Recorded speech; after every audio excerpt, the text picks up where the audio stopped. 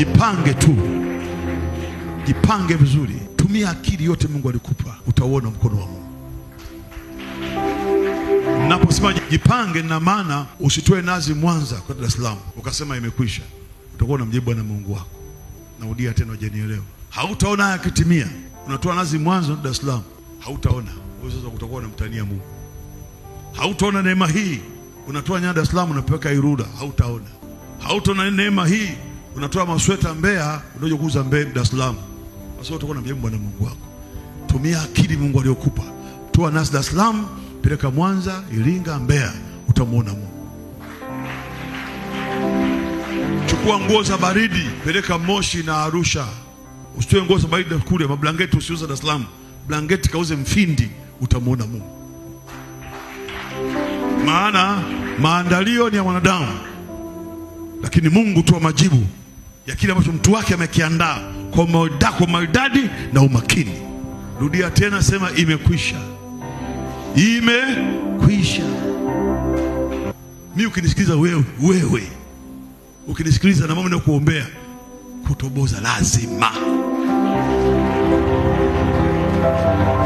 Huyu Baba wa mbinguni atembei na wajinga, atembei na wajinga.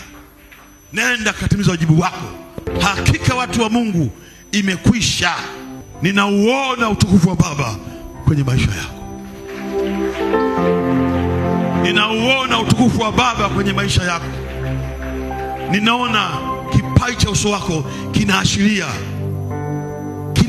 utukufu wa Mungu. Nikaa namuona Musa hivi napokutazama, nikaa namuona Elia napokutazama.